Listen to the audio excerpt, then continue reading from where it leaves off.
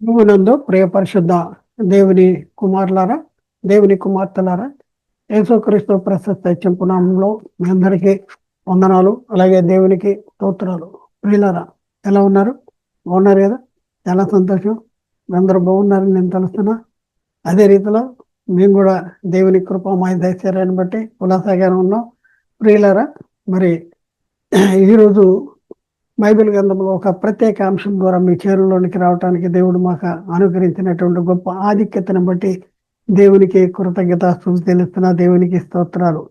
ప్రియులారా, ఈరోజు మనము నేర్చుకునేది ఏంటంటే మనిషి జన్మతః పాపి కాదు. ఎపిసోడ్ నెంబర్ 15వ ఎపిసోడ్ని ఈరోజు మనం నేర్చుకుందాం. ఈ ఎపిసోడ్లో మనం నేర్చుకునేది ఏంటంటే స్త్రీ కనిన నరుడు ఎవరు అనే అంశం. ఇది చాలా అద్భుతమైన అంశము. అర్థం చేసుకోవడానికి ప్రయత్నం చేయాలి. ఎందుకంటే చాలా ఈ వినేటప్పుడు మీరు వింటున్నారు కదా, వినేటప్పుడు చాలా స్పష్టంగా మీరు అర్థం చేసుకోవడానికి ప్రయత్నం చేస్తూ వాక్యాన్ని తీసుకుంటూ వాక్యాన్ని చూసుకుంటూ మీరు ప్రయత్నం చేయండి. అర్థం చేసుకోవడానికి ప్రయత్నం చేయండి. ప్రియులరా, మరి ప్రియులరా, ఒకసారి ఆలోచించండి. స్త్రీ కనిన నరుడు ఎవరు? మనిషి జన్మత పాపి కాదు. ఎపిసోడ్ నెంబర్ 15 స్త్రీ కన్నా నరుడు ఎవరు? వాక్య భాగాన్ని మనం చూద్దాం. యోబు గ్రంథంలో 14వ అధ్యాయము 1-5 వచనాలు మనం చూసుకుంటే అక్కడ రాయబడిన మాటలు మనం చూద్దాం. ప్రియులారా, స్త్రీ కనిన నరుడు కొద్ది దినముల వాడే మిక్కిలి బాధనొందును. కొద్ది దినాలు స్త్రీ కన్న నరుడు కొద్ది దినాలు వాడు మిక్కిలి బాధనొందుతంట. పువ్వు వికసించినట్లు వాడు పెరిగి వాడిపోవును, నీడ కనబడకపోవునట్లు వాడు నిలవకపోవును. అలాగే 3-4 వచనాలు, అట్టి వాని మీద నీవు కనుదృష్టించి ఉన్నావు, తీర్పు నొందుటికై నన్ను నీ ఎదుటికి రప్పించి ఉన్నావు అనేసి, పాప సహితుని నుండి పాపరహితుడు పుట్టగలిగిన ఎంత మేలు, అలాగూ ఎవడును పుట్టనేరడు అనేసి ఒకటి రాయబడింది. 5వ వచనం, నరుని ఆయుష్కాలము పరిమితి కలది, వారు నెలల సంఖ్య నీకు తెలిసి ఉన్నది, మించ జాలని వయ పరిమాణమును నీవు వానికి నియమించి ఉన్నావు అనేసి రాయబడింది. అయితే ప్రియులరా, మరి మన ముందు ఒక సమస్య ఉంది. వచనాలు మనం చదివినప్పుడు మనకు ఒక సమస్య అనేది వస్తూ ఉంటుంది. ప్రియులరా, ఒకసారి ఆలోచించండి. ఈ అంశాన్ని ఈ వచనాలు మనం చదివినప్పుడు మనకు ఒక సమస్య అనేది వస్తుంది. ఏంటి సమస్య అంటే, ఈ అంశమును మనం ఎందుకు తెలుసుకోవాల్సిన అవసరం ఉంది? ఈ అంశము విషయమైన క్రైస్తవ సమాజంలో జరుగుతున్నటువంటి అసత్య బోధ ఏంటి అనేసి మనం చూస్తే, ఈ అంశం విషయంలో ఈ విషయమే నేటి క్రైస్తవ సమాజంలో జరుగుతున్నటువంటి అసత్య బోధ అనేది ఏంటి అంటే, ఆదాము దేవుని ఆజ్ఞను అతిక్రమించి, చాలా జాగ్రత్తగా ఉండే అసత్య బోధ జరుగుతుంది. ఏంటి ఆ బోధ అంటే, ఆదాము దేవుని ఆజ్ఞను అతిక్రమించి పాపిగా మారిపోయాడు, లోకంలోనికి పాపం వచ్చేసింది, ఆ తర్వాత పుట్టిన పిల్లలందరూ కూడా పాపులుగానే పుడుతున్నారు అని బోధిస్తున్నారు. ప్రియులారా, మరి బైబిల్ కూడా అదే చెప్తుందని చెబుతూ వాక్యాన్ని కూడా వాళ్ళు చూపిస్తూ ఉన్నారు. ఏం చూపిస్తున్నారంటే, పాప సహితినిలో నుండి పాపరహితుడు పుట్టగలిగిన ఎంత మేలు, అలాగూ ఎవడు పుట్టనేరడు అనేసి రాయబడి ఉంది కదా. యోబు గ్రంథము 14వ అధ్యాయంలో 3-4 వచనాల్లో ఉంది కదా అని చెప్పేటటువంటి పరిస్థితి ఉంది. ప్రియులరా, మరి కాబట్టి పాప సహితుడైన ఆదాము నుండి పాపరహితుడు పుట్టడు.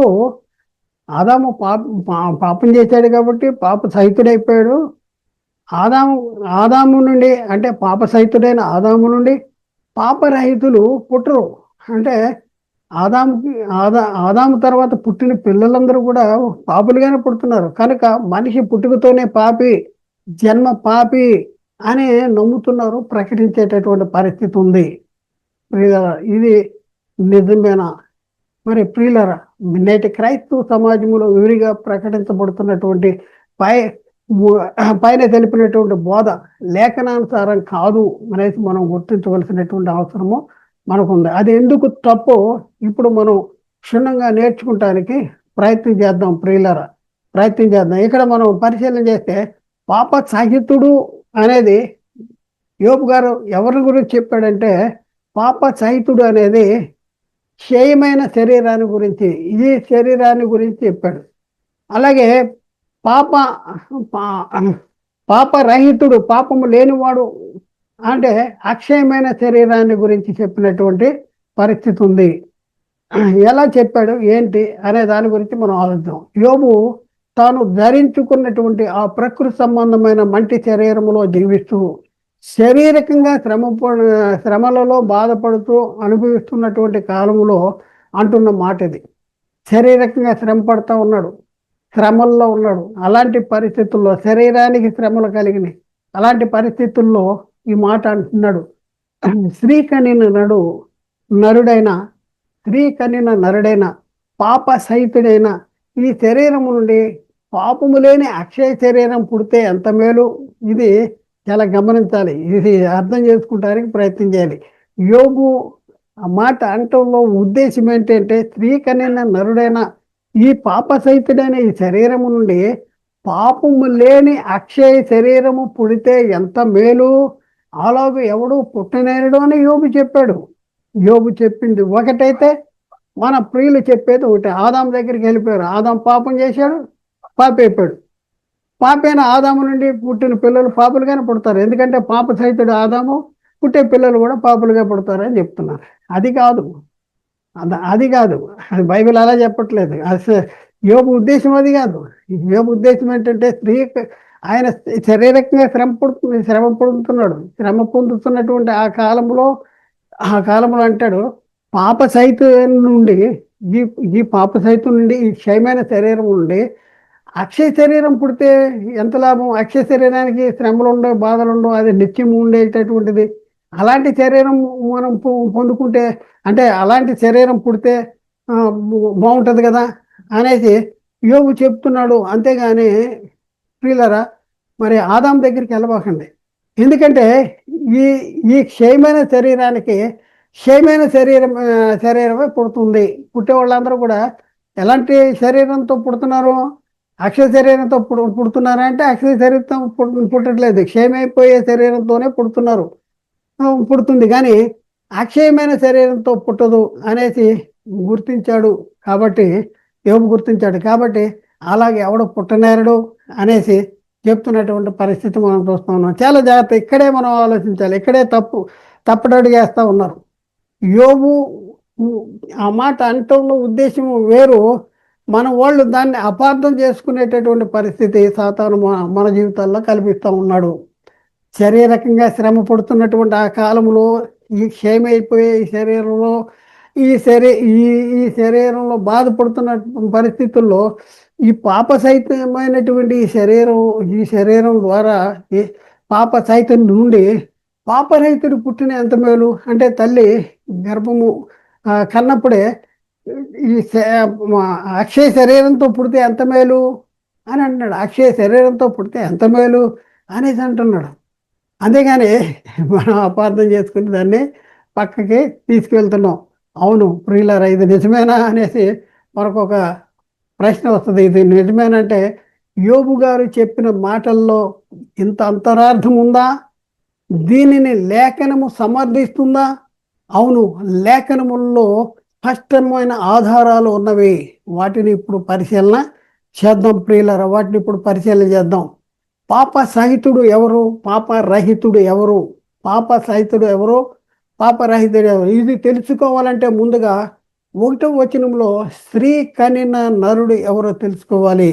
చూడండి, పాప సహితుడు ఎవరు, పాపరహితుడు ఎవరు? పాప సహితుడు నుండి పాపరహితుడు పుట్టిన ఎంత మేలు అని అంటారు.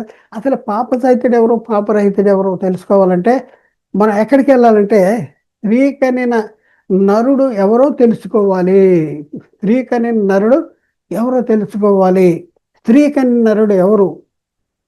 స్త్రీ కనిన నరుడు ఎవరో తెలుసుకోవాలంటే ఇక్కడ వ్రాయబడి ఉన్నటువంటి ఆ స్త్రీ కనిన నరుడు కలిగి ఉన్నటువంటి గుణలక్షణాలను తెలుసుకోవాలి.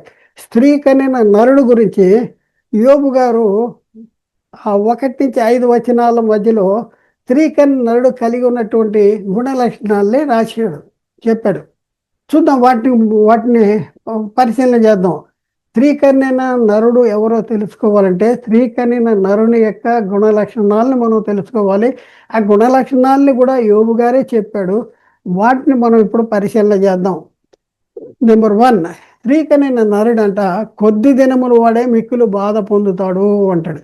అలాగే స్త్రీ కన్యన నరుడు పువ్వు వికసించినట్లు వాడు పెరిగి వాడిపోతాడు అనేసి బైబిల్లో రాయబడింది.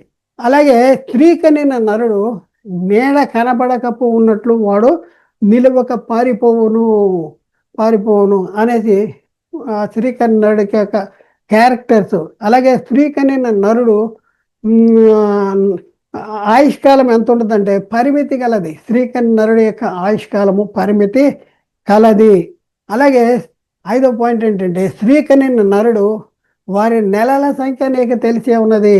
నెలల సంఖ్య నీకు తెలిసే ఉన్నది. 6వ పాయింట్ స్త్రీ కన్య నరుడు మింత జాలని వహ పరిమాణమును నీవు వానికి నియమించి ఉన్నావు. మింత జాలని వహ పరిమాణాన్ని ఈ స్త్రీ కన్య నరునికి నియమించాడు అనేసి అక్కడ రాయబడింది. కాబట్టి ప్రియులరా, స్త్రీ కన్య నరుని గురించి ఆలోచిస్తే కనటం అంటే అర్థం ఏంటి? ఇది మనం స్త్రీ కన్య నరుడు అంటే కనటం అంటే అర్థం ఏంటంటే, కనటం అంటే వేరుపరచబడటం, తల్లి నుండి కొంత జీవాన్ని స్వతంత్రంగా జీవించటానికి వేరుపరచబడటాన్ని కనటం అనేసి అంటారు. అయితే స్త్రీ కనటం అంటే స్త్రీ నుండి వేరుపరచబడింది అని అర్థం అనమాట. స్త్రీ కన్య నరుడు అంటే స్త్రీ నుండి వేరుపరచబడినటువంటి దాన్ని స్త్రీ కన్య నరుడు అంటాడు. ఇంకా ప్రియులరా, స్త్రీ నుండి వేరుపరచబడింది ఏమిటి, ఎవరు? ఇది మనం ఆలోచించాలి.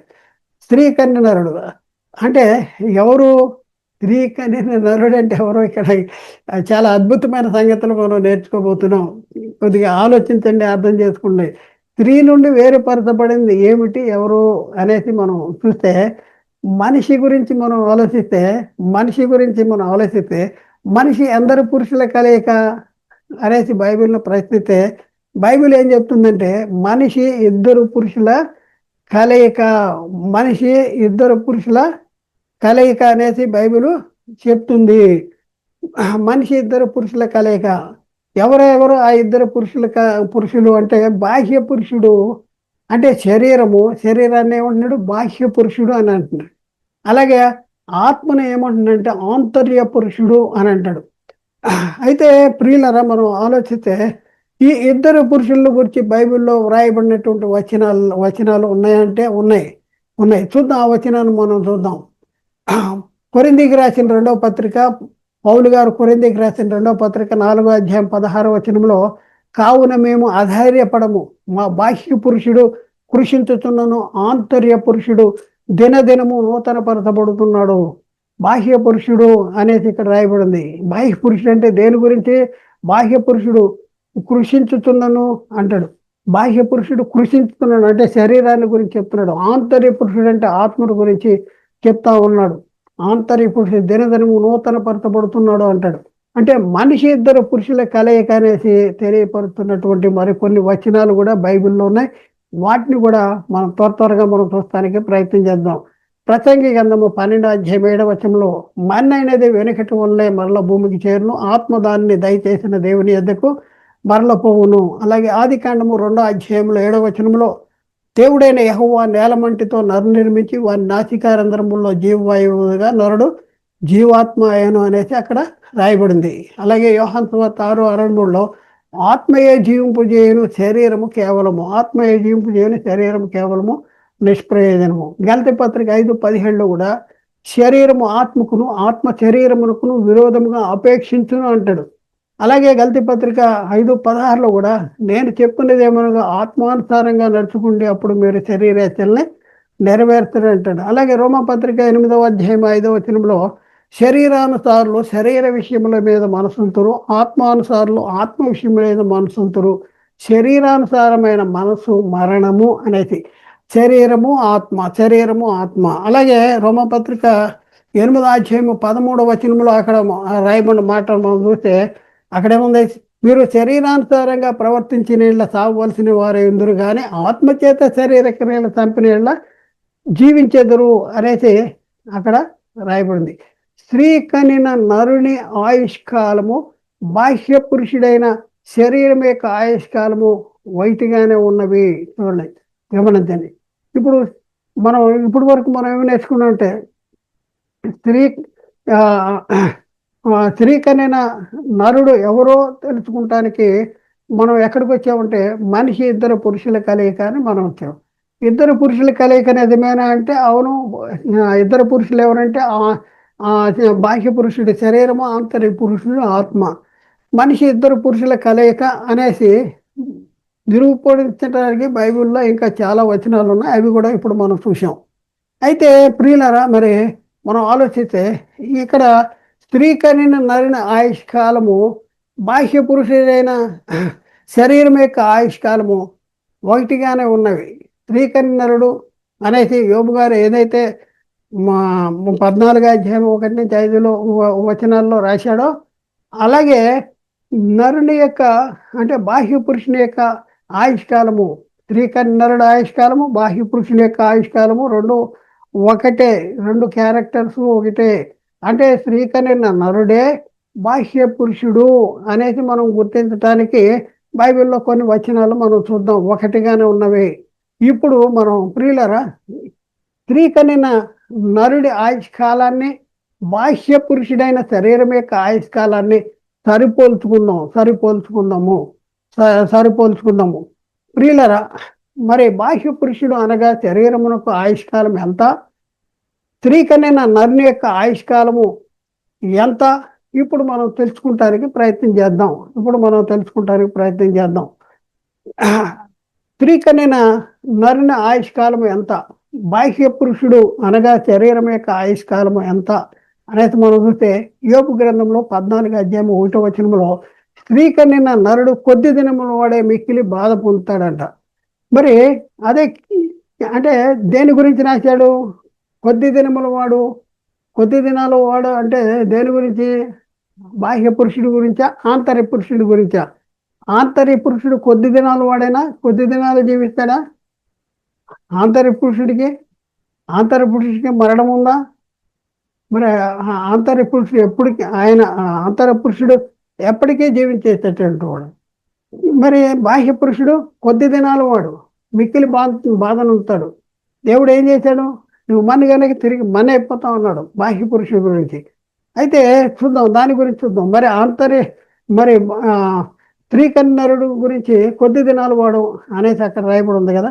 ఇప్పుడు బాహ్య పురుషుడు శరీరాన్ని గురించి ఏమనుంది? కీర్తన గ్రంథము 90వ అధ్యాయం 10వ వచనంలో మా ఆయుష్కాలము 70 సంవత్సరములు, అధిక బలము 80 సంవత్సరములు, ఆయనను వాటి వైభవము ఆయాసమే దుఃఖమే, అది త్వరగా గతించిపోను, మేము ఎగిరిపోదుము. అది త్వరగా గతించిపోయేదేంటి? శరీరము. మేము ఎగిరిపోదుము అంటాడు. ఎగిరిపోయేదేంటి? ఆత్మ.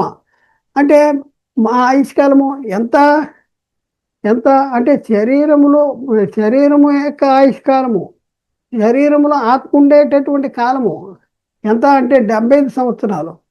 ఈ ఆయుష్కాలము శరీరానికి సంబంధించిన ఆయుష్కాలం, ఆత్మకి సంబంధించిన ఆయుష్కాలము కాదు అనేసి మొట్టమొదట గుర్తించాలంటే బాహ్య పురుషుని యొక్క ఆయుష్కాలము. దాన్నే యోబు గారు అంటాడు, స్త్రీ కనిన నరుని కొద్ది దినముల వాడిగా ఉంటాడు, మిక్కిలి బాధ పొందుతూ ఉంటాడు అనేసి రాశాడు.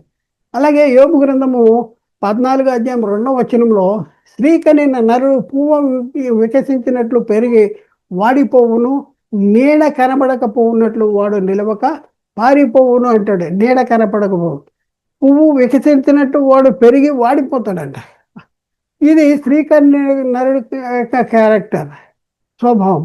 అయితే ఇక్కడ మనం చూస్తే బాహ్య పురుషుడి గురించి మనం చూస్తే యాకోబు 4:14 శరీరాన్ని గురించి, బాహ్య పురుషుడి శరీరాన్ని గురించి 4:14 రేపేమి సంభవించునో మీకు తెలియదు, మీరు జీవం ఏ పాటిది, మీరు కొంతసేపు కనపడి అంతలో మాయమైపోవు, ఆవిరి వంటి వారే కదా. కొంతసేపు కనపడి అంతలో మాయమైపోవు, ఆవిరి వంటి వారే కదా అనేసి అక్కడ రాయబడి ఉంది. అలాగే యోబు గ్రంథము 14వ అధ్యాయం 5వ వచనంలో అక్కడేమని రాయబడింది? నరుల ఆయుష్కాలము పరిమితి కలది, వారి నెలల సంఖ్య నీకు తెలిసే ఉన్నది, మించజాలని వయ పరిమాణమును నీవు వానికి నియమించినావు.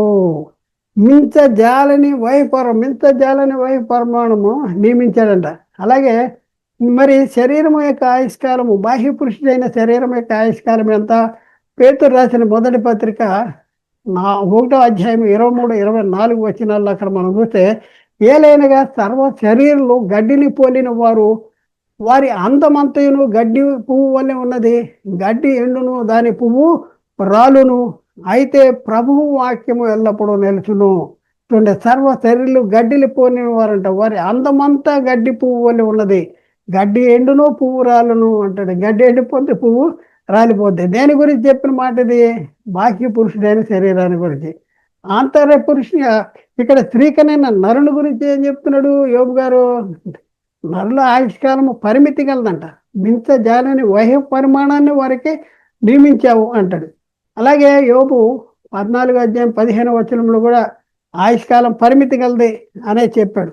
మరి దానికి శరీర ఆయుష్కాలం ఎంత? శరీరానికి ఆయుష్కాలం ఎంత అంటే కీర్తన గ్రంథంలో 78:33లో చూస్తే, కాబట్టి ఆయన వారి దినములను ఊపిరి వలె గతించి పోజేసెను, వారి సంవత్సరములు అకస్మాత్తుగా గతించిపోవునంట. అకస్మాత్తుగా చూడండి, అకస్మాత్తుగా వారి దినాలు గతించిపోయినటువంటి పరిస్థితి మనం నేటి దినాల్లో మరి మనం వార్తాపత్రికల్లో మనం చూస్తూ ఉన్నాం. ఎన్నో సంఘటనలు జరుగుతూ ఉన్నాయి. అకస్మాత్తుగా వాళ్ళు గతించిపోయేటటువంటి పరిస్థితి మనం చూస్తూ ఉన్నాం. అవన్నీ చెప్పాలంటే ఇంకా టైం పడుతుంది, నేను చెప్పట్లేదు. ఇంకా మనం చూస్తే శరీరాన్ని గురించి చెప్తా ఉన్నాడు, బాహ్య పురుషులైన శరీరాన్ని గురించి. సర్వ శరీరులు గడ్డి అయి ఉన్నారు, వారి అందమంతైన అడుగు వల్ల ఉండును. యెషయా గ్రంథము 46వ వచనంలో ఆ మాట రాయబడింది. అలాగే కీర్తన 103:15 వచనంలో నరుని ఆయువు గడ్డి వలెనున్నది, అడవి పువ్వు పూయినట్లు వాడు గడ్డి వలె ఉన్నాడంట, అడవి పువ్వు పూయినట్టు పోస్తున్నాడంట. యెషయా గ్రంథము 40వ అధ్యాయము 7-8 వచనాలు, యెహోవా తన శ్వాసము తన మీద ఊదగా గడ్డి ఎండును పువ్వు వాడును, నిశ్చయముగా జనులు గడ్డి వంటి వారే. జనులు ఎలాంటి వాళ్ళే? గడ్డి వంటి వారే. అలాగే యెషయా-గ్రంథము 48 వచనం, గడ్డి ఎండిపోవును దాని పువ్వు వాడిపోవును, మన దేవుని వాక్యము నిత్యము నిలిచును అంటాడు. యాకోబు పత్రిక 1వ అధ్యాయం 10వ వచనము, ఏలైనగా ఇతడు గడ్డి పువ్వు వల్ల గతించిపోవును అంటాడు. దేని గురించి చెప్తున్నారు? ఇదంతా శరీరాన్ని గురించి. ఆదికాండం 3:19లో,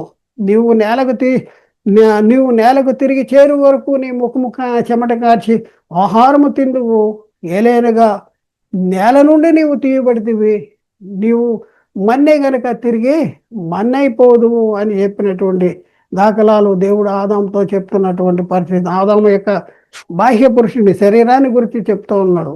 మన్ను అనేది వెనుకటి వల్ల మన్నైపోద్ది అనేటటువంటి పరిస్థితి చెప్తున్నటువంటి పరిస్థితి మనం చూస్తా ఉన్నాం. ప్రియులరా, ఇంకా మనం చూస్తే స్త్రీ కనిన నరుని ఆయుష్కాలము ఇప్పుడు వరకు మనం చూసాం కదా. స్త్రీ కనిన యోబు గారు చెప్పినట్లు స్త్రీ కనిన నరుని ఆయుష్కాలము బాహ్య పురుషుని అంటే బాహ్య పురుషుడైన శరీరం యొక్క ఆయుష్కాలము సరిపోల్చటం ద్వారా రెండు సమానమే అని గ్రహించాం. అదే ఇది అంటే స్త్రీ కనిన నరుడే బాహ్య పురుషుడైనటువంటి శరీరము అనేది మనం గుర్తించాం. కాబట్టి స్త్రీ కనిన నరుడే బాహ్య పురుషుడైన శరీరం అని మనకు అర్థమైంది కదా. స్త్రీ కనిన నరుడు ఎవరు అంటే దేని గురించి? శరీరాన్ని గురించి, ఆత్మను గురించి కాదు, శరీరాన్ని గురించి చెప్తున్నటువంటి మాట. ఇప్పుడు మనము ఆంతర్య పురుషుడు అనగా ఆత్మ ఎవరి నుండి విడిన వాడు? ఈ ఆంతర్య పురుషుని ఆయుష్కాలం ఎంత అనే సంగతులు మనం నేర్చుకుందాం. ఇదెందుకు మనం నేర్చుకుంటున్నాము అంటే, ఆంతర్య పురుషుడు అనగా ఆత్మ స్త్రీ కనిన నరుడు కాదు. స్త్రీ కనిన నరుడుకున్న క్యారెక్టర్స్ యోబు గారు చెప్పాడు, బాహ్య పురుషుని క్యారెక్టర్ చెప్పాడు. మరి ఆంతర్య పురుషుడు మనిషి ఇద్దరు పురుషుల కలయికలో యోబు గారు చెప్పింది శరీరాన్ని గురించి చెప్పాడు. స్త్రీ కనిన నరుడు అంటే శరీరం మాత్రమే, ఆంతర్య పురుషుడు ఆత్మ కాదు అనేది. ఆత్మ ఎందుకు కాదు అనేది మనం నేర్చుకోవాల్సిన అవసరం ఉంది. మరి ఆత్మకున్న క్యారెక్టర్స్ ఏంటి, ఈ ఆత్మ ఎక్కడి నుంచి విడిపోయింది, ఇవన్నీ మనం తెలుసుకోగలిగినాడు స్త్రీకనిన నరుడు ఆత్మ కాదు అనేది మనకి చాలా స్పష్టంగా అర్థమవుతుంది. అంటే మనిషి ఇద్దరు పురుషుల కలయికనే, ఇద్దరు పురుషుల కలయికలో బాహ్య పురుషుడు శరీరమని, ఆంతర్య పురుషుడు ఆత్మని మనం గుర్తి గుర్తించాలి. అయితే స్త్రీకనిన నరుడు బాహ్య పురుషుడైన శరీరము అనేసి గుర్తించగలము. ఆంతర్య పురుషుడే నేను అనే మనిషి ఇద్దరు పురుషుల కలయికలో రెండవ పురుషుడు ఆత్మ స్త్రీకనిన నరుడు కాదు. ఇది నేను చెప్పబోతున్నా. ఆత్మ అనేది స్త్రీకనిన నరుడు కాదు అనేది మనం చెప్పవలసిన అవసరం ఉంది. మనిషి ఇద్దరు పురుషుల కలయిక అయినా కూడా బాహ్య పురుషుడు స్త్రీకనిన నరుడు అనేసి యోబు గారు చెప్తూ ఉన్నారు. మరి ఆంతర్య పురుషుడు ఎవరికన్నారు? ఆంతర్య పురుషుడు స్త్రీ ఎవరికన్నారు అనేది తర్వాత నెక్స్ట్ క్లాస్లో తెలుసుకుందాం. ఆంతర్య పురుషుడు ఎక్కడి నుంచి వచ్చాడు అనేది తెలుసుకుందాం ఇప్పుడు. మరి ఆంతర్య పురుషుడు స్త్రీ కనిన నరుడు కాదు. ఈ ఆంతర్య పురుషుడు ఆత్మ స్త్రీ నుండి వేరుపరచబడిన వాడు కాదు, స్త్రీ కనిన నరుడు కాదు. కనటం అంటే అర్థం ఏంటంటే వేరుపరచబడటము, స్త్రీ నుండి వేరుపరచబడటము అనేది మనం నేర్చుకున్నాం. అయితే ఈ ఆంతర్య పురుషుడు ఎవరైతే ఉన్నారో ఈ ఆంతర్య పురుషుడు స్త్రీ నుండి వేరుపరచబడిన వాడు కాదు అనేది ఇప్పుడు మనం నేర్చుకోవడానికి ప్రయత్నం చేద్దాం. ఇది ఎందుకు నేర్చుకుంటున్నాము అంటే ఆంతర్య పురుషుడు అనగా ఆత్మ స్త్రీ కనిన నరుడు కాదు అని నిరూపించటానికే అని గమనించగలరు.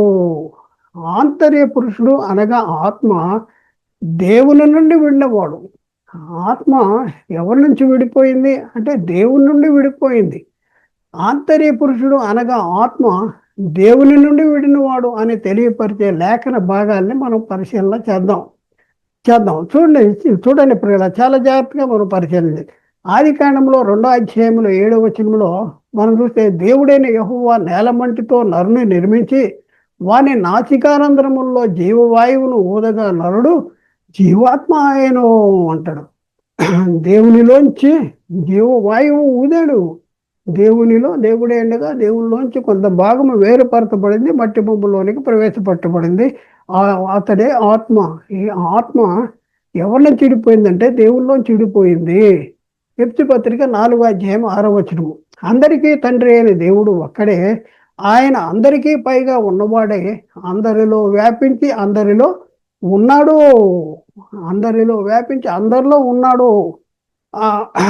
అలాగే యోబు గ్రంథంలో 34వ అధ్యాయము 14-15 వచనాలు మనం చూస్తే 14-15 వచనాలు మనం చూస్తే అక్కడ ఏమని రాయబడింది? ఆయన తన మనస్సు తన మీదనే ఉంచుకుని ఎడల తన నిశ్వాసలను తన యొద్దకు తిరిగి తీసుకుని ఎడల శరీరులందరూ ఏకముగా నశించిపోదురు, మరల ధూళి అయిపోతారు. శరీరులు అంటే బాహ్య పురుషులు ధూళి అయిపోతారంట. మన్ను అనేది వెనకటి వల్ల మన్ను అయిపోతుంది. ఎప్పుడు అంటే తన శ్వాసలను తన యొద్దకు తీసుకునేలా.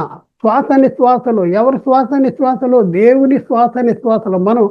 మనము అన్న ఆత్మ దేవుని శ్వాస ఊదాడు. దేవునిలోంచి కొంత జీవాన్ని ఊదాడు. మనం దేవునిలో భాగము, దేవుని నుండి విడిపోయినటువంటి వారము.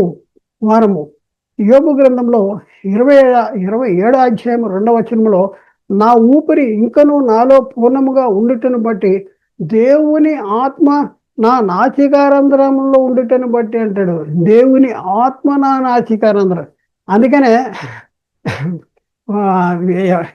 ఎవరన్నా ఒక వ్యక్తి బతుకున్నాడా చనిపోయాడా అనే చూడటానికి చేయబెడతారు. నాసికారంధ్రం, దేవుని ఆత్మ నా నాసికారంధ్రాలు. దేవుడు ఏం చేశాడో 2:7 ఆదికాండము, దేవుడైన యెహోవా నేలమట్టితో నరుని నిర్మించి వాని నాసికారంధ్రాల్లో జీవవాయువు ఊదాడు. ఈ జీవవాయువును గురించి ఇక్కడేమంటాడు? దేవుని ఆత్మ నా నాసికారంధ్రాల్లో ఉండటను బట్టి అంటాడు. అంటే జీవవాయువు ఈక్వల్ దేవుని ఆత్మ అని మీరు గ్రహించగలరా? ఒకసారి ఆలోచించండి. దేవుడు తానే ఉన్న ఆత్మలో కొంత భాగాన్ని వేరుపరిచాడు. ఆంతర్య పురుషుడు ఎక్కడి నుంచి విడిపోయిన వాడు అంటే దేవుళ్ళలోంచి విడిపోయిన వాడు. కీర్తన గ్రంథము 16వ అధ్యాయము 5వ వచనము, యెహోవా నా స్వాస్థ్య భాగము, నా పానీయ భాగము నీవే నా భాగమును కాపాడుతున్నావు. యెహోవా నా స్వాస్థ్య భాగము, నా పానీయ భాగము, నీవే నా భాగాన్ని కాపాడుతున్నావు. చూడండి, దేవునిలో దేవుడై ఉన్న ఆత్మలో మనము ఒక భాగము. చాలా జాగ్రత్తగా మనం ఆలోచించవలసిన అవసరం ఉంది. అలాగే కీర్తన 119వ కీర్తన 57వ వచనంలో అక్కడ ముందు, యెహోవా నీవే నా భాగము, నీ వాక్యములను అనుసరించి నడుచుకుందునని నేను నిశ్చయించుకున్నా. నీవే నా భాగము అంటే నీవే నా భాగము. ఇంకొక వచనం చూద్దాం. యోబు గ్రంథము 33వ అధ్యాయంలో 4వ వచనంలో, దేవుని ఆత్మ నన్ను సృజించెను, సర్వశక్తుని యొక్క శ్వాసము నాకు జీవమునిచ్చాను. దేవుని ఆత్మ నన్ను సృజించను, సర్వశక్తిని యొక్క శ్వాసము నాకు జీవమునిచ్చాను అంటాడు. అంటే మనమే ఉన్న ఆత్మలో ఎవరి నుంచి విడిపోయామంటే దేవునిలోంచి విడిపోయాము. నా స్వాస్థ్య యెహోవా నీవే నా భాగము అంటాడు. నీవే నా భాగం, నీ నుండే నేను విడిపోయాను అంటాడు. విలాప వాక్యాల్లో 3వ అధ్యాయంలో 24వ వచనం ముందు చూస్తే, యెహోవా నా భాగమని నేను అనుకుంటున్నాను, ఆయన యందు నేను నమ్మిక ఉంచి ఉన్నాను. యెహోవా నా భాగము, ఆయనలోంచి నేను విడిపోయాను అనేసి అక్కడ చెప్తున్నాడు. హెబ్రీ పత్రిక 12వ అధ్యాయం 9వ వచనంలో, మరియు శరీర సంబంధులైన తండ్రులు మనకు శిక్షకులై ఉండరు, వారి యందు భయభక్తులు కలిగి ఉంటుంది. అట్లయితే ఆత్మలకు తండ్రి అయిన వానికి మరి ఎక్కువగా లోబడి బ్రతకవలన కదా. ఆత్మలకు తండ్రి అంటే ఆత్మలకు తండ్రి దేవుడై ఉన్న ఆత్మ నుండి విడిపోయాము. మన అందరికీ తండ్రి ఒక్కడే, ఆయన నుంచి మనం విడిపోయాము.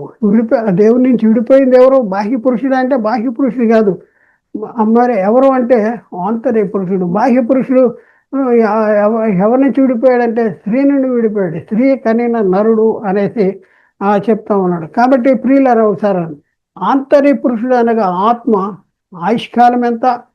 ఒకసారి ఆలోచించండి. ఆత్మ యొక్క ఆయుష్కాలం ఎంత? శరీరం యొక్క ఆయుష్కాలం మనం చూసాం. యోబు గారు చెప్పాడు, స్త్రీ కనిన నరుడు కొద్ది దినములు వాడే ఉంటాడు, మిక్కిలి బాధను ఉంటాడు అనేసి చెప్పాడు.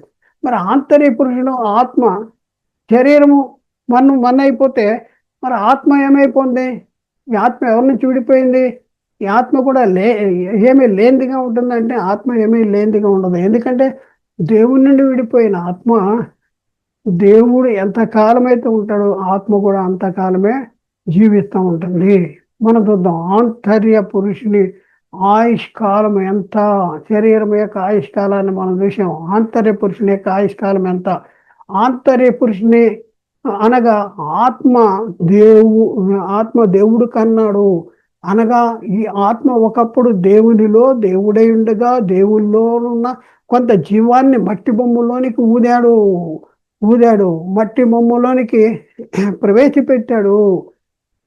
మట్టి బొమ్మలోనికి ప్రవేశపెట్టబడిన జీవాత్మ ఒకప్పుడు ఏమై ఉండేదంటే దేవునిలో ఉండేది, దేవుడై ఉండేది. దేవుడై ఉండగా దేవుల్లోంచి విడిపోయి మట్టి బొమ్మలోనికి ప్రవేశపెట్టబడింది జీవాత్మ. కాబట్టి ఈ ఆత్మ ఎవరి నుంచి విడిపోయిందంటే దేవుని నుంచి విడిపోయింది. ఈ ఆత్మ యొక్క మరి ఎంతకాలం ఉంటుంది అంటే, దేవుడై ఉన్న ఆత్మ ఎంతకాలము ఉంటాడో మనమై ఉన్న ఆత్మ కూడా అంతకాలం ఉండేటటువంటి పరిస్థితి. ఇక్కడ మనం చూద్దాం, దేవుడైన యెహోవా నేలమంటితో నరు నిర్మించి వారి నాసికారంధ్రంలో జీవవాయువుగా నరుడు జీవాత్మ అంటే దేవునిలోంచి విడిపోయినటువంటి వారము.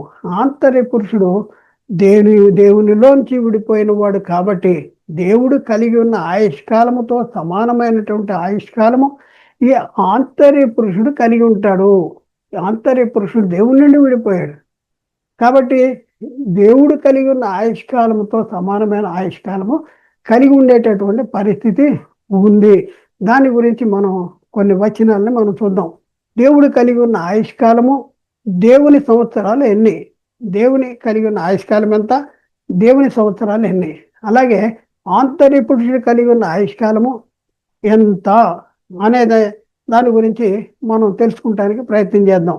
ఆంతర్య పురుషుడు అనగా ఆత్మ ఆయుష్కాలము నిత్యము జీవించేవాడు. ఆత్మ నిత్యము శరీరం మన అయిపోద్ది, కానీ శరీరము నుండి విడిపోయిన ఆత్మ మరణము లేని, ముగింపు లేని, అంతము లేని, నాశనము లేనటువంటిది. ఎందుకంటే దేవునిలోంచి విడిపోయింది కాబట్టి. దేవునికి అంతము, మరణము, ముగింపు ఏమీ లేవు. ఇది సదాకాలము. మరి ఈ శరీరాన్ని విడిచిపెడితే మనం ఎక్కడికి వెళ్తా ఉంటే సదాకాలము ప్రభుతో కూడా ఉండటానికి వెళ్తాము, నీతిమంతులుగా మనం జీవిస్తే. ఇంకా మనం చూస్తే యోబు గ్రంథము 36 అధ్యాయం 26వ వచనము, దేవుడు కలిగి ఉన్న ఆయుష్, ఆయన ఎంతకాలము జీవిస్తాడు అనేది తెలుసుకుంటూ, మరి అదే మనమై ఉన్న ఆత్మ కలిగి ఉన్న ఆయుష్ లేకపోతే ఎంతకాలం జీవిస్తుంది అనేది మనం తెలుసుకుంటానికి ప్రయత్నం చేద్దాం. యోబు గ్రంథము 36వ అధ్యాయం 26వ వచనము, ఆలోచించుము, దేవుడు మహోన్నతుడు, మనము ఆయనను ఎరగము, ఆయన సంవత్సరముల సంఖ్య మితి లేదు అంటాడు. దేవుని సంవత్సరాల సంఖ్య మితి లేదు. మరి దేవుళ్ళం చెడిపోయిన మన సంవత్సరాల సంఖ్య మితుందా? మనమై ఉన్న ఆత్మ సంవత్సరాల సంఖ్య మితుందా అంటే మనమై ఉన్న ఆత్మ సంవత్సరాల సంఖ్య కూడా మితి లేదు. అందుకనే దేవుడు నిత్య జీవాన్ని ఇచ్చాడు మనకి. మనమైన ఆత్మకు నిత్యము జీవించేటటువంటి యోగ్యతను అనుగ్రహించాడు. యోహాను రాసిన మొదటి పత్రిక 2వ అధ్యాయం 25వ వచనంలో అక్కడ ఏమని రాయబడింది, నిత్య జీవమును అనుగ్రహించుననేది దేవుడు తానే మనకి చేసిన వాగ్దానము. దేవుడు వాగ్దానం చేశాడంట. ఏంటి? నిత్య జీవాన్ని అనుగ్రహిస్తాను అనేసి వాగ్దానం చేశాడు. అలాగే కీర్తన గ్రంథంలో 102:24 వచనం, కీర్తన 122:24, కీర్తన 102:24 వచనం, నేను ఎలాగూ మనవి చేసి తిని, నా దేవా, నా దినముల మధ్య నన్ను కొనిపోకుము అని చెప్పుకుంటూ, నీ సంవత్సరములు తరతరములు. నీ సంవత్సరములు ఎలాంటి అంటే తరతరములు. అలాగే మరి మన సంవత్సరాలనే, మన సంవత్సరాలు కూడా తరతరాలే. మనకు కూడా దేవుడు నిత్య జీవాన్ని, నిత్యము జీవించేటటువంటి యోగ్యతను అనుగ్రహించాడు. యోహాను రాసిన మొదటి పత్రికలో 5వ అధ్యాయము 12వ వచనము, దేవుని కుమారుని నా ముందు విశ్వాసముంచు మీరు నిత్య జీవము గలవారిని తెలుసుకున్నట్లు నేను ఈ సంగతులు మీకు వ్రాయితున్నాను. దేవుని కుమారుని నా ముందు విశ్వాసముంటే మీరు నిత్య జీవము గలవారు. నిత్య జీవము గలవారంటే శరీరాన్ని గురించి చెప్పింది కాదన్నమాట, ఆత్మను గురించి చెప్పిన మాట అనేసి మనం గుర్తించవలసినటువంటి అవసరం ఉంది. అలాగే ప్రియులారా, మరి దేవుని సంవత్సరాలు ఎన్ని అంటే కీర్తన 102:27వ వచనంలో, నీవు ఏకరీతిగా నుండు వాడవు, నీ సంవత్సరములు ఆ సంవత్సరములకు అంతము లేదు, నీ సంవత్సరములకు అంతము లేదు అనేసి అక్కడ రాయబడింది. అలాగే ప్రియులారా, మన విషయంలో కూడా మనం చూస్తే యేసుక్రీస్తు రెండోసారి వచ్చినప్పుడు ఏం జరిగింది? ప్రతివాడు తన కొరింథీ పత్రిక 15వ అధ్యాయం 23-24 మనం చూద్దాం. ప్రతివాడు తన వరుసలోనే బ్రతికించబడును. ప్రథమ ఫలము క్రీస్తు. అటు తర్వాత క్రీస్తు వచ్చినప్పుడు ఆయన వారు బ్రతికించబడతారు. బ్రతికించబడిన వాళ్ళు ఏం చేస్తారంటే ప్రభువుని ఎదుర్కొంటే ఆకాశ మండలానికి మేఘాల మీద కొనుపోబడితే కాగా సదాకాలము ప్రభుతో కూడా ఉంటాం. దేవుడు యేసుక్రీస్తు తన ఆ రాజ్యాన్ని తీసుకుని తండ్రికి అప్పగిస్తాడు.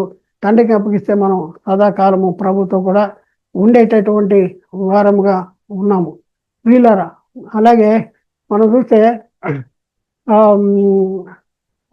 హెబ్రీ పత్రికలో 1:12 దేవుని సంవత్సరాలు ఎన్ని అనేసి మనం చూస్తే హెబ్రీ పత్రిక 1:12, ఉత్తరయము వలె వాటిని మడిచివేతువు, అవి వస్త్రము వలె మార్చబడును, కానీ నీవు ఏకరీతిలో ఉన్నావు, సంవత్సరములను నీ సంవత్సరములు తరగవు, నీ సంవత్సరములు తరగవు అని చెప్పుతున్నాడు. నీ సంవత్సరములు తరగవు అంటాడు. 1 కొరింథీ పత్రిక 15వ అధ్యాయం 24వ వచనం, అటు తర్వాత ఆయన సమస్తమైన ఆధిపత్యమును, సమస్తమైన అధికారమును, బలమును కొట్టివేసి తన తండ్రి అయిన దేవునికి రాజ్యము అప్పగించును. అప్పుడు అంతం వస్తుంది. తండ్రి అయిన దేవునికి ఏం చేస్తాడు? రాజ్యము అప్పగిస్తాడు.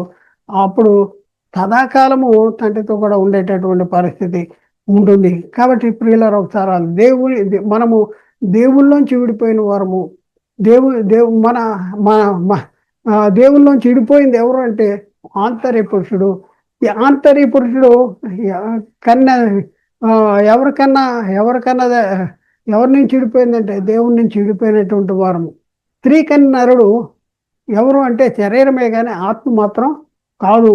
ఇవన్నీ ఎందుకు నేర్చుకున్నా అంటే స్త్రీ కన్నరుడు ఆత్మ కాదు, మనిషి ఇద్దరు పురుషుల కలయికలో బాహ్య పురుషుడు మాత్రమే స్త్రీ కన్నరుడు అనేసి యోగు చెప్తా ఉన్నాడు. యోగు చెప్తా ఉన్నాడు, ఆంతర్య పురుషుని గురించి కాదు. ఎందుకంటే ఆంతర్య పురుషుడు స్త్రీ కన్నరుడు కాదు అని మనం తెలుసుకుంటానికి ఈ సంగతులు మనం చెప్తున్నాం. యోగు గ్రంథము 10వ అధ్యాయం 5వ వచనంలో, నీ జీవిత కాలము నరుల జీవిత కాలము వంటిదా, నీ ఆయుష్ కాలము సంవత్సరములు నరుని దినములు వంటివి అంటే నరుని దినాలు వంటివి కాదు, దేవుని సంవత్సరాలు, దేవుని ఆయుష్ కాలము. అలాగే నరుని గురించి మనం చూస్తే, అంటే ఆత్మ గురించి మనం చూస్తే, మన ఆత్మ గురించి చూస్తే, దేవుని నుండి విడిపోయిన మనమైన ఆత్మ గురించి చూస్తే 1 తెస్సలోనిక 4వ అధ్యాయం 17వ వచనంలో, ఆ మీదట సజీవులమైన నిలిచిన మనమును వారితో కూడా ఏకముగా ప్రభువుని ఎదుర్కొంటూ ఆకాశ మండలానికి మేఘాల మీద కొనుపోబడతాము. కాగా సదాకాలము మనం ప్రభుతో కూడా ఉంటాం, మేఘాల మీద కొనుపోబడుతూ ఉంటాం, సదాకాలం ప్రభుతో కూడా ఉండేటటువంటి పరిస్థితి ఉంది. అలాగే ప్రియులారా, మరి నిత్యము జీవము, నిత్య జీవమును పొందుతూ ఉంటాం. మత్తయి సువార్త 25వ అధ్యాయం 46వ వచనంలో, వీరు నిత్య శిక్షకు, నీతిమంతులు నిత్య జీవమునకు పోదురు. అనీతిమంతులు నిత్య శిక్షకు, వాళ్ళు కూడా ఎక్కడా లేనటువంటి వారు కదా, అనీతిమంతులుగా జీవిస్తే వాళ్ళే ఉన్న ఆత్మ నిత్యము శిక్షించబడుతూ ఉంటది. మరి నీతిమంతులుగా జీవిస్తే వాళ్ళే ఉన్న ఆత్మ నిత్య జీవము పొందటానికి పరలోకం వెళ్ళి దేవుని సన్నిధిలో యుగయుగాలు మరి జీవించేటటువంటి పరిస్థితి. ప్రసంగి 12:7 మన్ను అనేది వెనకటం వల్లే మళ్ళీ భూమికి చేరుద్దంట, ఆత్మ దాన్ని దయచేసిన దేవుని దగ్గరికి వెళ్ళేటటువంటి పరిస్థితి ఉంది. అలాగే యోహాను సువార్త 6:47 కుమారుని చూసి ఆయన విశ్వాసముతో ప్రతివాడు నిత్య జీవం పొందుటే నా తండ్రి చిత్తము. నిత్య జీవము దేనికి? నిత్య జీవం అంటే ఆత్మకి. అపోస్తుల కార్యం 13వ అధ్యాయం 48వ వచనంలో, అన్ని జనులు ఆ మాట విని సంతోషించి దేవుని వాక్యమును మహింపరిచిరి, మరియు నిత్య జీవమునకు నిర్ణయించబడిన వారందరూ కూడా వాక్యాన్ని విశ్వసించారంట. నిత్య జీవానికి. దేనికి నిత్య జీవం అంటే ఆత్మకు, శరీరానికి కాదు, శరీరానికి కాదు.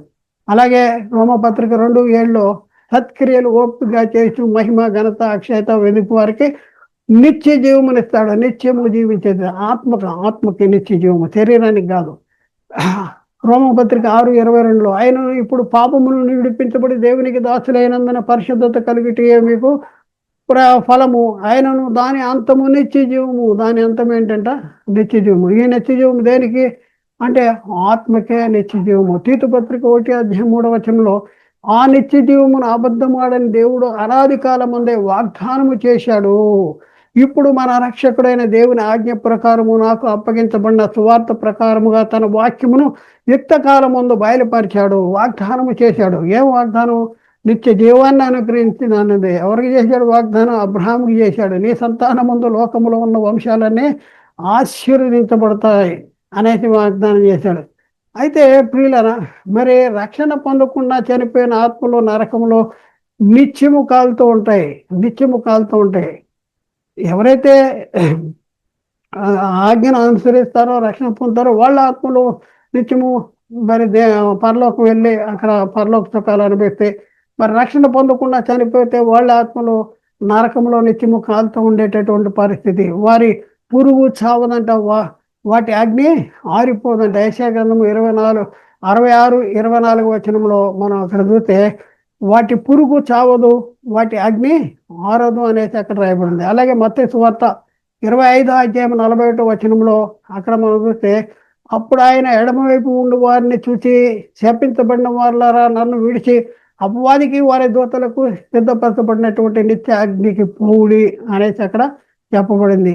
నరకమున మనం చూస్తే మార్కు సువార్త 9వ అధ్యాయం 48, నరకమున వారి పురుగు చావదు, అగ్ని ఆరదు. ఇది దేని గురించి చెప్తున్నాడు? శరీరాన్ని గురించి, ఆత్మల గురించి. శరీరానికి మన్ను అనేది వెనకటి వల్లనే మన్ను అయిపోద్ది. దేవుడు శరీరానికి తీర్పు తీర్చేశాడు. మన్ను అనేది వెనకటి వల్లనే మన్ను అయిపోద్ది అనేది తీర్పు తీర్చాడు. ప్రియులారా, మరి ఇవన్నీ పరిశీలన చేసుకుని, ఇంతవరకు పరిశీలన చేసిన తర్వాత మనకు అర్థమైంది ఏంటి? ఏమర్థమవుతుంది? బాహ్య పురుషుడైన శరీరమే స్త్రీకన్ నరుడు అనేది మనకు అర్థమవుతుంది. మనిషి ఇద్దరు పురుషుల కలయికలో ఈ బాహ్య పురుషుడైన శరీరమే స్త్రీకనైన నరుడు అనేది మనకి అర్థమవుతుంది. అవునంటారా కాదంటారా? అర్థమవుతుంది. స్త్రీ కనిన నరుడు ఎన్ని దినాలు ఉంటాడో కొద్ది దినములు వాడే మిక్కిలి బాధ పొందుతాడు. బాహ్య పురుషుడు అనగా శరీరము కొద్ది దినములు వాడే మిక్కిలి బాధనుందనని మనకి అర్థమైంది అర్థమైంది బాహ్య పురుషుడైన మంటి శరీరమే పాపసహితుడు అని, ఈ పాపసహితుడే స్త్రీ కనిన నరుడు అనేది కూడా మనకి చాలా స్పష్టంగా అర్థమైంది. ఇది మీరు ఇంకా మీకు అర్థం కాకపోతే మెల్లి ఏంటంటే మెల్లి అర్థం చేసుకుంటానికి ప్రయత్నం చేయండి. మనం ఇప్పటి వరకు పరిశీలన చేసింది దేనికంటే బాహ్య పురుషుడైన మంటి శరీరమే పాప సహితుడు, ఈ పాప సహితుడే స్త్రీకలిన నరుడు అనేసి మీకు అర్థం చెప్పడానికి ఇంతసేపు మేము ప్రయాసపడినటువంటి పరిస్థితి. ప్రియులారా, ఒకసారి ఆలోచించండి. యోబు అంటున్నది ఏమనగా పాప సహితమైనటువంటి ఈ శరీరము నుండి అక్షయమైన మహిమగల శరీరము పుట్టగలిగితే ఎంత మేలు, అలాగే ఎవడూ పుట్టజాలుడు అని యోబు చెప్తున్నాడు. చూడండి, యోబు చెప్పిన మాట అంతరార్థం ఏంటి అంటే పాప సహితుడైన ఈ క్షయమైనటువంటి శరీరము నుండి అక్షయమైన మహిమగల శరీరము పుట్టగలిగితే ఎంత మేలు, అలాగే ఎవడు పుట్టనేరడు అనేసి యోబు చెప్తా ఉన్నాడు. కాబట్టి ప్రియులరా, మరి చూస్తే స్త్రీ కనిన నరుడు ఎవరు అంటే బాహ్య పురుషుడైన శరీరమే. స్త్రీ కని నరుడు కొద్ది దినముల వాడిగా ఉంటాడు. ఎవడు అంటే శరీరమే అనే గుర్తించాలి. ఇంకా మనం చూస్తే స్త్రీ నుండి వేరుపరచబడింది శరీరమే, ప్రకృతి సంబంధమైన శరీరమే. ఈ క్షయమైన శరీరమే పాప సహితుడు. ఈ శరీరమే ఏంటంటే పాప సహితుడు. పాప సహితుడు నుండి పాపరహితుడు పుట్టిన ఎంత మేలు, అలా ఎవడు కూడా పుట్టనేరడు అని అంటాడు. పాప సహితుడి నుండి అంటే ఈ ప్రకృతి సంబంధమైన ఈ శరీరము నుండి ఆత్మ సంబంధమైన శరీరం పుడితే ఎంత మేలు. ఒక స్త్రీ కంటుందనుకోండి, కన్నప్పుడు ఆ కనేటప్పుడే ఆత్మ సంబంధమైన శరీరం కనొచ్చు కదా అనేసి, ఎందుకంటే ఆయన అప్పటికే శరీర సంబంధంగా చాలా బాధపడుతున్నారు, కష్టపడుతున్నాడు, ఎన్నో రకాలుగా మరి ఇబ్బంది పడుతున్నటువంటి పరిస్థితి. తన శరీరానికి కలిగిన బాధను ఆయన జ్ఞాపకం చేసుకుంటూ అసలు ఎంత బాధపడకోకుండా తల్లి గర్భమును పుట్టినప్పుడే ఆత్మ సంబంధమైన శరీరంతో పుడితే ఎంత మేలు, ఎంతో మేలు. ఆత్మ సంబంధమైన శరీరం అది నిత్యము ఉండేది, దానికి శ్రమలు ఉండవు, దానికి కష్టాలు ఉండవు. అలా అనేసి ఆ శరీరం పుడితే ఎంత మేలు. అయితే ఆయనకి అర్థమైంది అలాగే ఎవడు పుట్టనేరడు అనేసి అది కూడా ఆయన చెప్తా ఉన్నాడు. కాబట్టి స్త్రీ నుండి వేరుపరచబడిన శరీరమే ప్రకృతి సంబంధమైన శరీరము. స్త్రీ కనిన నరుడు ఎవరంటే ప్రకృతి సంబంధమైన శరీరము. ఈ ప్రకృతి సంబంధమైన క్షయమైన శరీరాన్ని గురించి యోబు గారు చెప్తున్నాడు, పాప సహితుడు అంటాడు. ఈ పాప సహితుడి నుండి పాపరహితుడు పుట్టిన ఎంత మేలు, అలాగే ఎవడూ పుట్టనేరడు అనేసి చెప్తా ఉన్నాడు. కాబట్టి ఆలోచించండి. ఇప్పుడు మనం చూస్తే స్త్రీ కనిన నరుడు ఎవరు అంటే, స్త్రీ కనిన నరుడు ఎవరంటే బాహ్య పురుషుడు శరీరము. మనిషి ఇద్దరు పురుషుల కలయికలో బాహ్య పురుషుడు ఆంతర్య పురుషుడు. బాహ్య పురుషుడు ఎవరు అంటే స్త్రీ కనిన నరుడు అనేసి ఎవరు చెప్తున్నారు? యోబు గారు చెప్తా ఉన్నాడు. కాబట్టి ఆలోచించండి. ఇప్పుడు స్త్రీ కనిన నరుడు ఎవరు అనేసి నేర్చుకున్నాం కదా, చాలా సంతోషం. రాబో క్లాసులో ఇంకా అద్భుతమైన సంగతి మనం నేర్చుకోవడానికి ప్రయత్నం చేద్దాం. పురుషుడు కన్నా నరుడు ఎవరు? ఇప్పుడు దేవుడి నుండి మనమైన ఆత్మ విడిపోయింది అనేసి, ఆదాములోనికి విడిపోయిన ఆత్మ ఎవరిలోంచి విడిపోయిందంటే దేవుళ్ళలోంచి విడిపోయింది. అయితే పురుషుడు కన్నా నరుడు గురించి బైబిల్లో చాలా స్పష్టమైనటువంటి సంగతులు రాయబడి ఉన్నాయి. వాటిని వచ్చే క్లాసులో మనం నేర్చుకోవడానికి ప్రయత్నం చేద్దాం. ప్రియులారా, చాలా జాగ్రత్తగా మీరు ఆలోచించండి. ఎంతో స్పష్టమైనటువంటి నిర్దిష్టమైనటువంటి సంగతులు, మరి అద్భుతమైన సంగతులు ఈరోజు మనం నేర్చుకున్నాం. ఇంకా అర్థం కాకపోతే మరొకసారి వినండి, అర్థం చేసుకుంటానికి ప్రయత్నం చేయండి. ఎవరిని కూడా తప్పు పట్టుకుంటానికి, ఎవరిని కించపడటానికి ఈ ప్రయత్నం చేయట్లా. క్రీస్తు ప్రేమ మమ్మల్ని బలవంతం చేయటం ద్వారా బైబిల్లో ఉన్న సంగతుల్ని మీ చేరువలోనికి తీసుకురావటానికి మేము ప్రయత్నపడుతున్నాం. మరి మీరు అర్థం చేసుకోండి. మేము అర్థం చేసుకున్నా మేము లోబడం, మాకు అర్థం కావట్లేదు మేము లోబడం మేము ఏదైతే నేర్చుకున్నామో దాన్నే మేము అనుసరిస్తూ ఉంటాం అనేసి మీరు అభిప్రాయపడుతున్నారా? సరే, మీ ఇష్టం. మిమ్మల్ని ఎవరు కూడా బలవంతం చేయట్లేదు. కాబట్టి ఆలోచన చేయండి, అర్థం చేసుకోండి, సత్యాన్ని గ్రహించండి. మరి దేవుని చిత్తంలో మీరు కూడా పాలి భాగస్తులు కాగలరు. దేవుడు మాట్లాడిన మాటలు ప్రతి ఒక్క హృదయంలో నీరుగట్టి ఫలింప చేయనుగాక. ఆమేన్. అందరికీ వందనాలు. అలాగే దేవునికి స్తోత్రాలు.